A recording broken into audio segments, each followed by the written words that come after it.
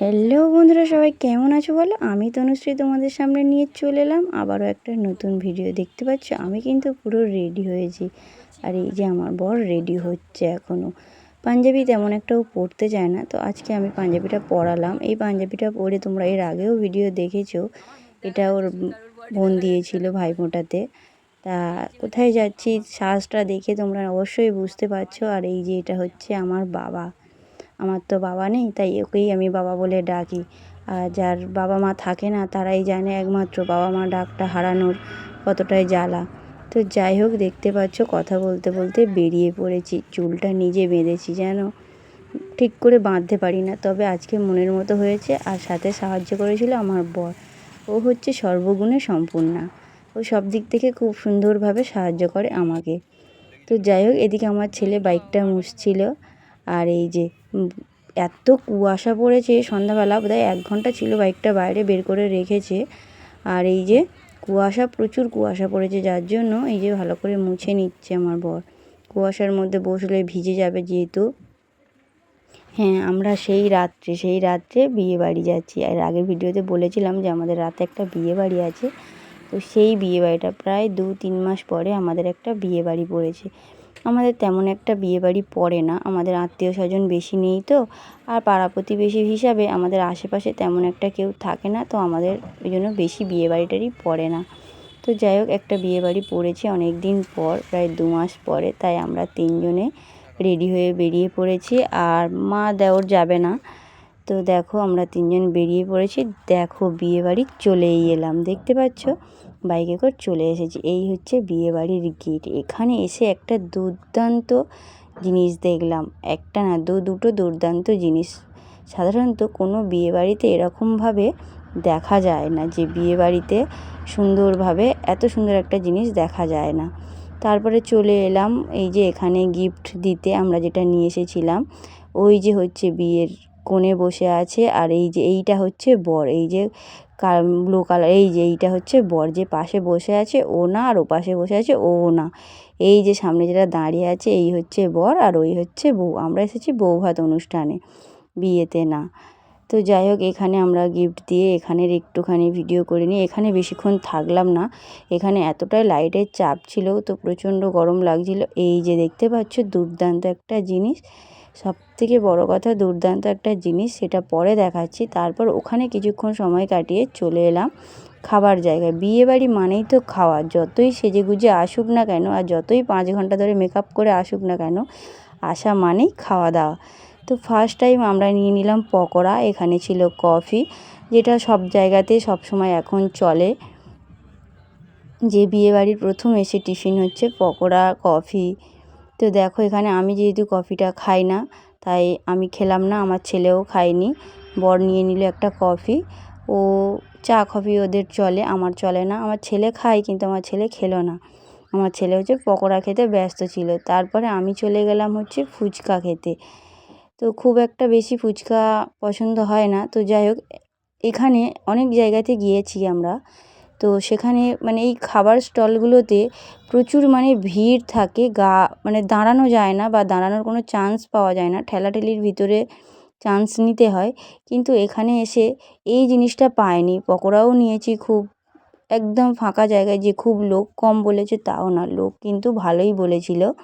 কিন্তু ওই জায়গাগুলো, এখানে 2টো ফুচকার স্টল দেওয়া, ওপারে একটা এপারে একটা। তার সামনে এখানে আমি দাঁড়িয়েছিলাম, আর ওই যে কনে যাত্রী ঢুকেছে। আমি এখানে 2টো ফুচকা খেয়েছি, তারপরে আমার ছেলেকে পাতাটা ধরিয়ে দিলাম, ও নিল। ও আমার দেখা দেখি 2-4টে ফুচকা খেয়েছে, ওই যে বলছে আর খাবে না। তারপরে আমরা চলে এলাম হচ্ছে ডাইরেক্ট ভাত খেতে।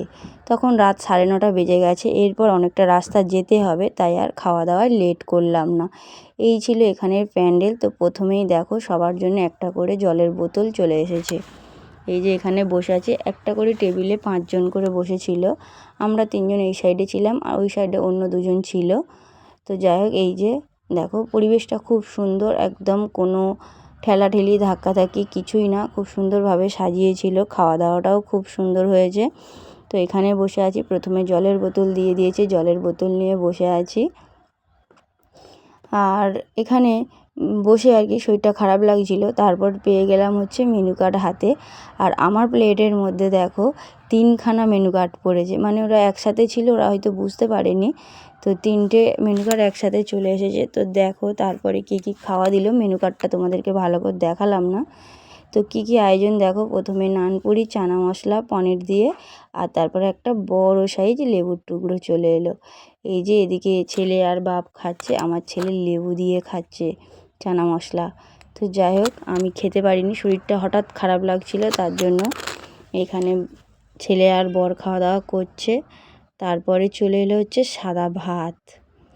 বাঙালির যতই ভালো মন্দ খাবার দাও না কেন, বিয়েবাড়ি কি আর যে কোনো অনুষ্ঠান বাড়িতে কি, যত ভালো মন্দ খাবার দাও, সাদা ভাত না দিলে কিন্তু কথা শোনাবেই শোনাবে যে একটু ভাত হলে ভালো হতো। তো যাই হোক, এই যে মুড়ি ঘন্ট, মানে মুগের ডাল ছিল মাছের মাথা দিয়ে, আমি একটু কাঁটা দেখে চেয়ে নিয়েছি, তো শুধু কাঁটা দিয়েছে। তারপরে চলে এলো কাতলা মাছের কালিয়া।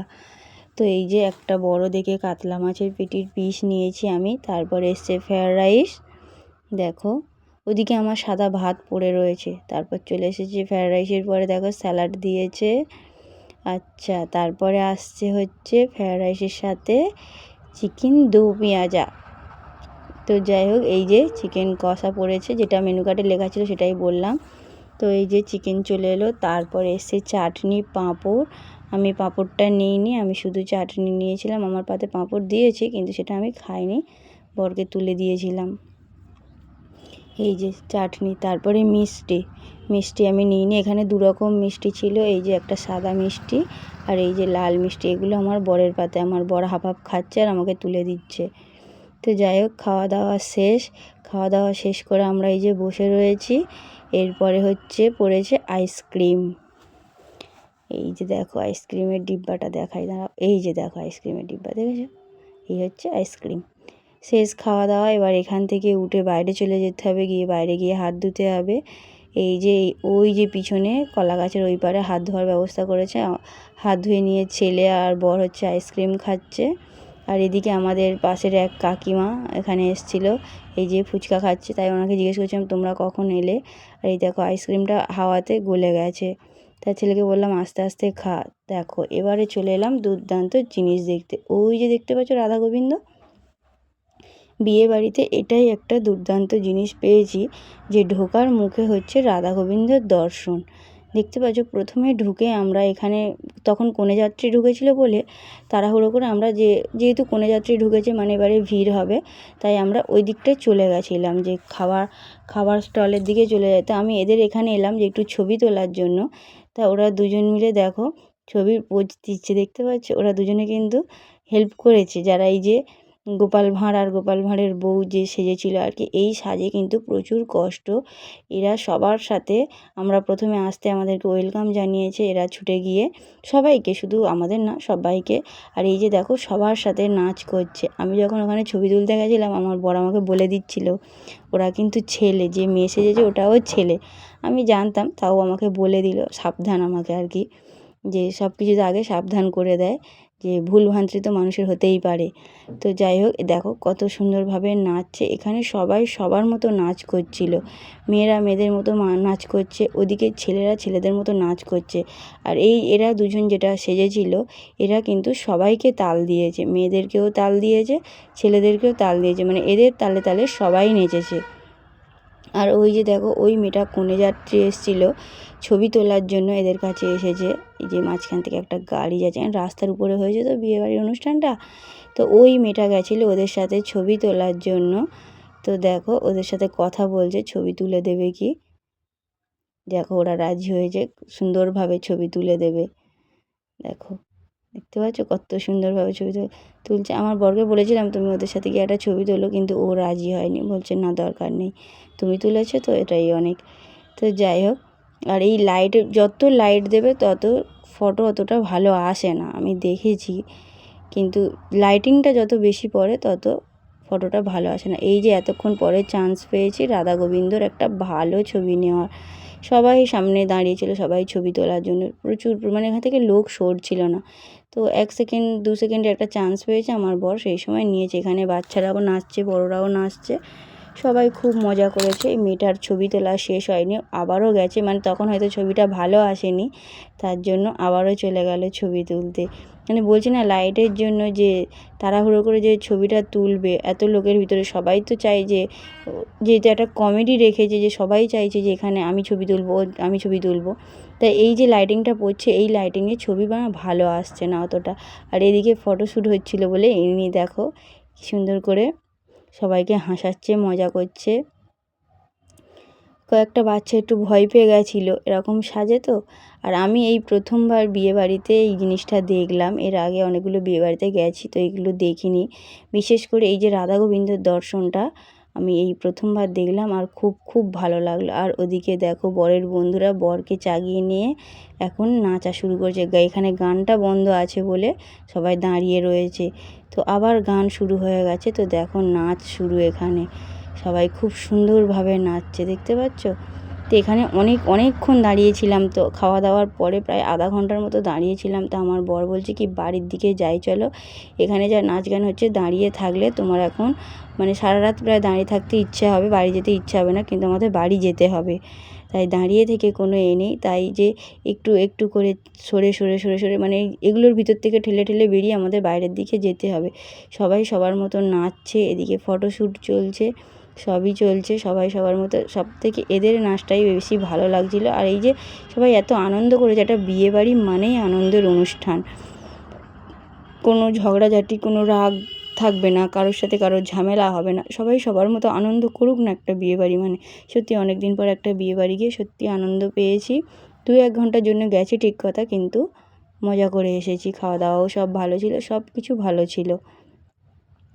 তো সারাদিনের সমস্ত কাজকর্ম সেরে আমরা রাতের এই 2 ঘন্টা আমরা খুব আনন্দ করে এসেছি, মজা করে এসেছি। আর আমি আমার মতো করে নিজের মতো করে সেজেছিলাম। আমি যেহেতু কোনো মেকআপ করি না, আমি প্লেনের উপর দিয়ে যেমন পারি তেমন সাজি। তো আমাকে কেমন লাগছিল বন্ধুরা অবশ্যই কমেন্ট করে জানিও। শুধু আমাকে না, আমার বর, আমার ছেলেকে, সবাইকে কেমন লাগছিল অবশ্যই কিন্তু কমেন্ট করে জানিও। আর ভিডিওটা যদি ভালো লেগে থাকে লাইক, কমেন্ট, শেয়ার, হ্যাঁ সাবস্ক্রাইব করতে কিন্তু ভুলো না। আর একটা কথা, অনেক বন্ধু দেখছি সাবস্ক্রাইব করে আবার সাবস্ক্রাইব তুলে নিচ্ছে, কিসের জন্য এটা হচ্ছে জানি না, নাকি কোম্পানি থেকে এটা করছে তাও বুঝতে পারছি না। সাবস্ক্রাইব করে আজ দেখছি সাবস্ক্রাইব করছে, কাল দেখছি সাবস্ক্রাইব উঠে যাচ্ছে। তো যাই হোক বন্ধুরা, ভিডিওটা যদি ভালো লেগে থাকে অবশ্যই অবশ্যই করে সাবস্ক্রাইব করে দিও। আর দেখো আমাদেরকে এবার কেমন লাগছে, দেখো দেখো আমরা 3 জন একসাথে। এই লাইটিংয়ের জন্য ছবিটা ভালো আসেনি। আর আমার ছেলে ছবি তুলতে বেশি পছন্দ করে না, তাই ও খুব বিরক্ত বোধ করে। 1-2 ছবির জন্য ওর ঠিক আছে, তারপরে ও খুব বিরক্ত বোধ করে, ছবি তুলতে চায় না। তো বন্ধুরা, আমাদের বিয়েবাড়ির অনুষ্ঠানটা কেমন লাগলো অবশ্যই জানিও। ভিডিওটা আমি এখানেই শেষ করছি। সবাই সুস্থ থেকো, ভালো থেকো, আমার পাশে থেকো। দেখা হচ্ছে পরের ভিডিওতে।